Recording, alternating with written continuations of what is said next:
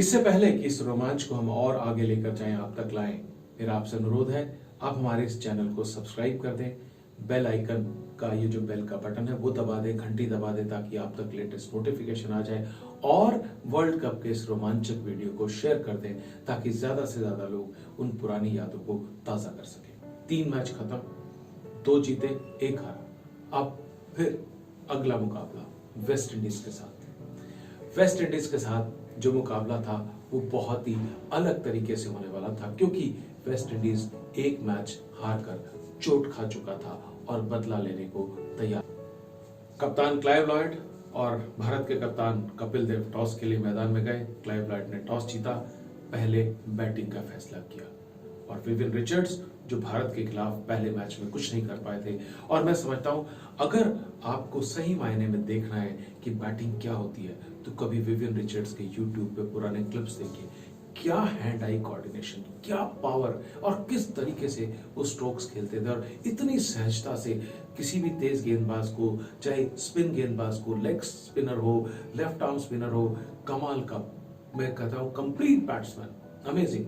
बहुत बड़ा फैन हूं मैं उनका। और उस दिन वो भारत पर टूटे, कहर बनकर एक शतक बनाया, 119 रन उन्होंने बनाए। उनका बहुत शानदार साथ बाकी बैट्समैन ने दिया, क्लाइव लॉयड ने दिया, डेसमंड हेंस ने दिया और इस तरह से वेस्ट इंडीज ने 282 रनों का अच्छा स्कोर खड़ा कर दिया। उस दिन भी, उस मैच में भी गावस्कर नहीं खेल रहे थे तो रवि शास्त्री को ओपनिंग करनी पड़ी। ज्यादा नहीं चल पाया कोई भी शुरुआती बैट्समैन। महेंद्र अमरनाथ ने बहुत बहुत बहुत बहादुरी वाली पारी खेली, 80 रन बनाए। दिलीप वेंगसरकर ने उनका साथ दिया, 32 रन बनाए। कपिल देव ने भी 36 रन बनाए, लेकिन फिर भी भारत ये मैच 66 रनों से हार गया। तो अब 4 मैच यानी कि लीग के 3/4 मैच खत्म हो चुके हैं, जिसमें से 2 भारत की टीम हार चुकी है, 2 जीत चुकी है।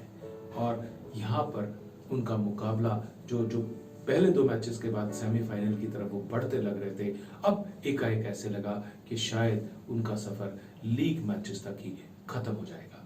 लेकिन अभी इतिहास लिखा जाना बाकी था। और अगला मैच भारत का जिम्बाब्वे के साथ था, एक बहुत छोटा सा ground, Nevill ground, Tunbridge, Wells के अंदर। मजे की बात देखिए, उस मैदान पर आज तक एकमात्र अंतरराष्ट्रीय मैच खेला गया है, वो वही मैच था जो भारत और जिम्बाब्वे के बीच वर्ल्ड कप में हुआ था। वहां की जो कंडीशंस है वो बड़ी ओवरकास्ट रहती हैं। पहला बैटिंग भारत को मिली। ये वो मैच है जिसने निश्चित तौर से जो चीज हुई उस मैच में, ना केवल उसको आज तक याद किया जाता है बल्कि आने वाले सैकड़ों सालों तक उस मैच को याद किया जाएगा। किस कारण से आप सब जानते हैं, लेकिन फिर भी मैं आपको दोबारा उस मैच में ले जाना चाहता हूं। भारत ने बैटिंग शुरू की। 2 बॉलर्स थे जिम्बाब्वे के, रॉसन एंड केविन करन। उन्होंने जो स्विंग गेंदबाजी करनी शुरू की, एक के बाद एक भारत के बैट्समैन, सुनील गावस्कर 0, श्रीकांत 0, महेंद्र अमरनाथ 5, संदीप पाटिल 1, यशपाल शर्मा 9 रन। देखते ही देखते 17 रन पर भारत के 5 विकेट गिर चुके थे। 5 प्रमुख बल्लेबाज, वो भी जिम्बाब्वे जैसी टीम के साथ वापस जा चुके थे। टीम के हौसले पस्त और सब खिलाड़ी बहुत तनाव में। ऐसे में पिच पर आते हैं देश के महान ऑलराउंडर, भारत के कप्तान कपिल देव। कपिल देव ने एक छोर पर बिन्नी थे, एक छोर पर कपिल देव थे और उन्होंने इनिंग्स को धीरे धीरे धीरे धीरे धीरे धीरे बढ़ाना शुरू किया। बिन्नी ने अच्छा योगदान दिया और बिन्नी ने 22 रन बनाए और उसके बाद वो आउट हो गए। लेकिन कपिल देव दूसरे छोर पर डटे रहे। फिर आए मदन लाल ने भी 17 रनों का योगदान दिया, लेकिन कपिल देव चलते रहे। 9वें विकेट के लिए सैयद किरमानी और कपिल देव के बीच 126 रन की भागीदारी हुई, जिसमें सैयद किरमानी ने 24 रनों का योगदान दिया। जब भारत की पारी खत्म हुई 266 रनों पर, तो कपिल देव ने 175 रन उसमें बनाए थे बिना आउट हुए, जिसमें 16 चौके और 6 छक्के शामिल थे।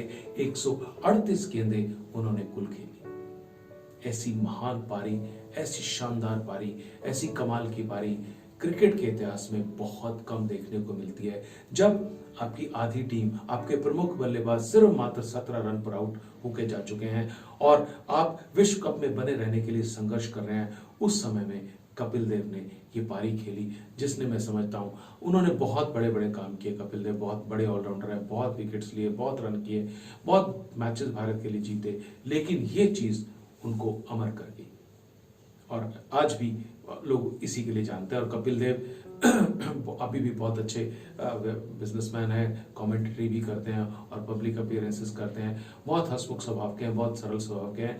मैं कपिल देव के साथ एक घटना हुई, एक मैच में मैं कमेंट्री कर रहा था, मैंने उनसे कहा पाजी आपका इंटरव्यू करना है। उन्होंने मुझे कहा दिनेश अभी हमारी बॉलिंग चल रही है, सुबह की बात है, अगर सामने वाली टीम आउट हो गई तो 1:30 बजे मैं आपके कमेंटेटर बॉक्स में आ जाऊंगा। तो मैंने कहा सर मैं किसी को एस्कॉर्ट करने के लिए भेजूंगा, और आप यकीन में, ये बात वर्ल्ड कप की जीत के बाद की है, और आप यकीन मानिए ठीक 1:30 बजे कपिल देव मेरे साथ कमेंटेटर बॉक्स में, मेरे सीनियर कमेंटेटर अनिल गुलाटी और मैं कमेंट्री कर रहे थे उस मैच में हिंदी में, और बाकी इंग्लिश के कमेंटेटर्स थे, और वो वहां पहुंच चुके थे 1:30 बजे। बहुत तसल्ली से उन्होंने हमें इंटरव्यू दिया। तो ऐसे हैं कपिल देव, जो कि इतने विनम्र हैं, इतने बड़े इंसान हैं, लेकिन फिर भी कितने बड़े खिलाड़ी हैं। फिर जिम्बाब्वे ने बैटिंग शुरू की। जिम्बाब्वे की बैटिंग कुछ ठीक चली, कुछ नहीं चली। वो दिन केविन करन का था। केविन करन ने उस दिन 73 रन बनाए और जिम्बाब्वे कुल मिलाकर 235 रनों पर आउट हो गया और भारत ने वो मैच जीत लिया बहुत आसानी से। वो मैच भारत, मैं कहूँगा आसानी से ही कहूँगा अंत में तो, हालांकि 266 और 235 का बहुत लंबा गैप नहीं था, 31 रन से भारत ने मैच जीता, लेकिन लगभग जब जिस तरह से जिम्बाब्वे की बैटिंग चल रही थी, केविन करन ने काफी कोशिश की, जैसे मैंने कहा कि 73 रन बनाए, 3 विकेट लिए उन्होंने, बहुत अच्छा प्रदर्शन किया, लेकिन उस मैच में नेविल ग्राउंड में भारत ने जिम्बाब्वे को 31 रन से हरा दिया और एक बार फिर भारत लीग मैचेस में, टूर्नामेंट में वापसी कर चुका था सेमीफाइनल की तरफ। अब उसके कदम बढ़ने लगे थे, लेकिन अभी एक मैच और बाकी था। तो इस तरह से अब तक 5 मैचेस में से 3 मैच भारत जीत चुका था, 2 हार चुका था।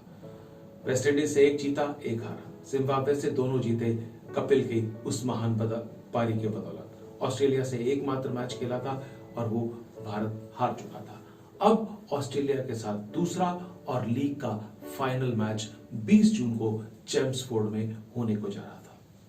वो ऑस्ट्रेलिया जिसने पिछले मैच में भारत को बहुत बुरी तरह से हराया था और बहुत रन बनाए थे, 320 रन भारत के खिलाफ उन्होंने बनाए थे। लेकिन क्रिकेट में हर दिन नया होता है और हर दिन की कुछ नई कहानी होती है। ऐसा ही उस दिन भी हुआ। भारत ने टॉस जीता, पहले बल्लेबाजी करने का फैसला किया। बहुत ज्यादा रन भारत ने नहीं बनाए, 55.5 ओवर्स की बैटिंग चली भारत की, 247 रन बनाए उसमें। सभी बैट्समैन ने उसमें योगदान दिया। यशपाल शर्मा ने अच्छे रन बनाए, संदीप पाटिल ने भी रन बनाए उसमें, कपिल देव ने भी कुछ रन बनाए, श्रीकांत ने भी 40-35, सब मैं इसकी डिटेल में नहीं जाना चाहता, लेकिन कुल मिलाकर भारत के सामूहिक प्रयासों से 247 रन भारत ने बनाए, जो कि उस हालात में, चूंकि वहां पे कंडीशंस काफी गेंदबाजी के अनुकूल थी, ठीक स्कोर कहा जाएगा। लेकिन ऑस्ट्रेलिया जैसी सशक्त टीम की सामने, जिसका batting lineup Trevor Chappell, Graham यूलर, किम ह्यूजेस, एलन बॉर्डर और ऐसे बैट्समैन के साथ जो टीम खेल रही हो, उनके लिए 247 रन का टोटल कुछ ज्यादा लगता नहीं था। लेकिन उस दिन स्विंग गेंदबाजी की जो भारतीयों ने मिसाल कायम की, जो उन्होंने गेंदबाजी की, मदन लाल, बिन्नी, कपिल देव, बलविंदर संधू, और पूरी तरह से उन्होंने ऑस्ट्रेलिया को बिखेर दिया।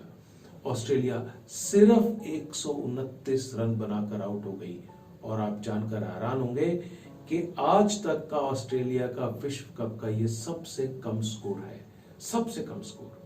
4 विकेट मदन लाल को मिले, रॉजर बिन्नी ने 3 विकेट लिए, बलविंदर संधू को 2 विकेट मिले। असल में भारतीयों की जो ये लीग मैचेस में 4 मैच 6 में से जीते, पहले स्थान पर वेस्टइंडीज था, 6 मैच खेल के उन्होंने भी 4 मैच जीते, 5 मैच जीते, भारत ने 6 में से 4 जीते, तो भारत और वेस्टइंडीज दोनों सेमीफाइनल में पहुंच गए।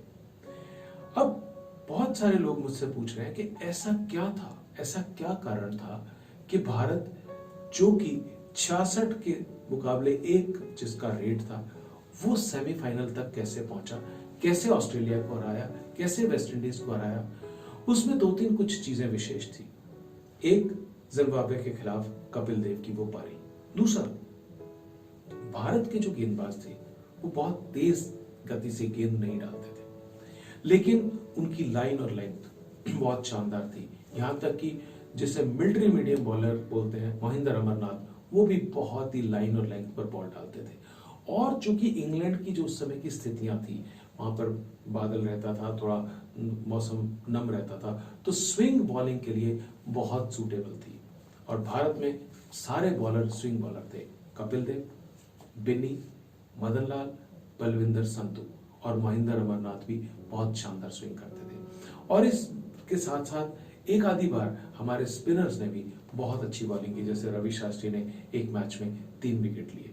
तो ये सब जो कारण थे। उसके अलावा बैटिंग में एक आध पारी किसी बैट्समैन ने बहुत शानदार खेली, जैसे यशपाल ने वेस्ट इंडीज के खिलाफ खेली, लेकिन किसी मैच में, या कपिल देव ने 175 की खेली, लेकिन अधिकांश मैचेस ने सब ने योगदान दिया और भारत सम्मानजनक स्कोर तक पहुंचा। फील्डिंग भारत की काफी अच्छी रही। हालांकि संदीप पाटिल के बारे में फील्डिंग की कुछ मजेदार बातें हैं जो मैं आपको आगे बताऊंगा। तो अब तक ये था लीग का सफर। अब बात करेंगे हम इसके बाद सेमीफाइनल और फाइनल की।